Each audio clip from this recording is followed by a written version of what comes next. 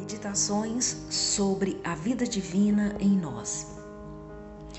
A misericórdia de Deus é eterna. A humanidade está sofrendo porque está se sentindo só e abandonada. Sente-se incapaz e, ao mesmo tempo, acha que tem que se virar sozinha. O ser humano, de modo geral, pensa ser adulto bastante para cuidar de si mesmo. Mas, assim como os filhos, quando adultos, não deixam de ser filhos e muitos se beneficiam do relacionamento com seus pais. O mesmo acontece conosco em relação a Deus. Ninguém é adulto o suficiente para não precisar dele. Muitos pais rezam para os filhos e até os protegem sem que estes saibam. Deus, mais que os pais, cuida de todos, não importando se sabemos ou se queremos a sua proteção. Ele ama infinita e eternamente a todos os seus filhos, a toda a sua criação. É pura bondade, é infinita sabedoria e misericórdia. Como acreditar que ele seja tão vingativo a ponto de negar a seus filhos o seu perdão? Nós somos bons porque temos a sua presença em nós. Se é bom o inteiro, é bom também a parte. Examinando uma gota d'água, podemos ter ideia de como é um oceano. Analisando uma faísca, imaginamos como é uma fogueira. Tendo em mãos um pequeno cubo de gelo, arriscamos dizer como é uma geleira. Se a gota d'água dá-nos ideia de como é o oceano, a faísca da fogueira e o gelo da geleira, por que a bondade humana não nos daria da divina? A misericórdia de Deus é infinita e eterna. Que isso seja verdade, muitos até concordam, só que não param para pensar o que isso significa. Às vezes até param, mas não para descobrir o que Deus fala a respeito, e sim para tentar explicar aquilo que aprenderam como certo. Para tudo existem muitas explicações. Quando alguém está chorando, por exemplo, e não quer que saibam, pode dar, entre outras, esta: cortei cebola. O fato de podermos explicar de modo convincente não significa que a verdade não possa ser outra.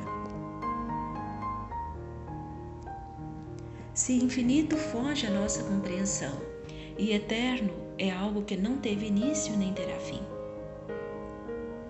como podemos limitar a misericórdia divina dizendo que, se não nos arrependermos até a morte, seremos condenados eternamente?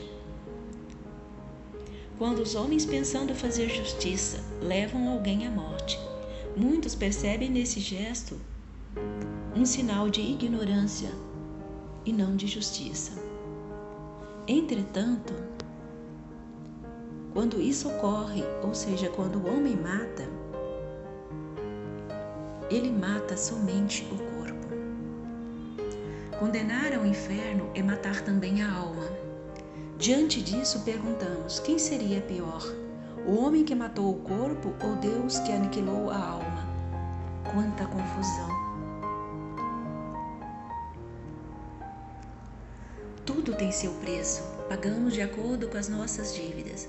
A punição, que não passa de autopunição, tem exatamente o tamanho da falta cometida, a menos que se queira pagar mais.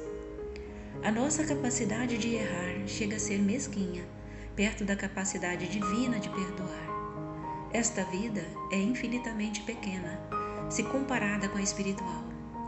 Se os nossos erros são tão insignificantes, o pagamento também deve ser.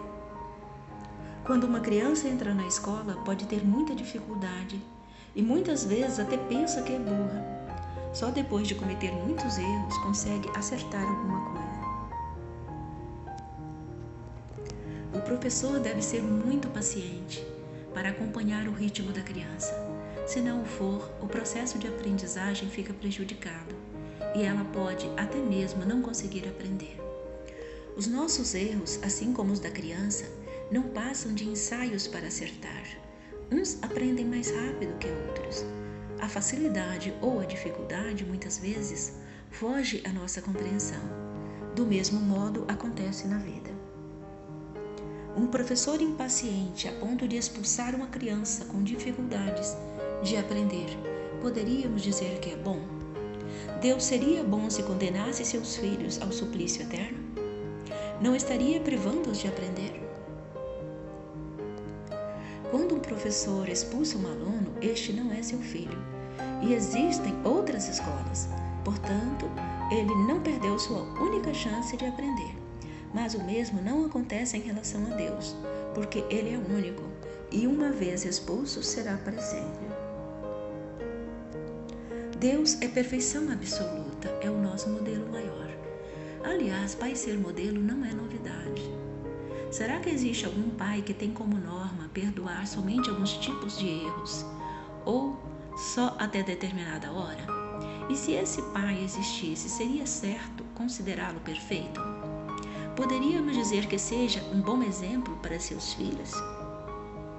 Perdoar somente alguns tipos de erros é algo interessante, pois se perdoa os mais graves, poderia muito bem perdoar os mais leves.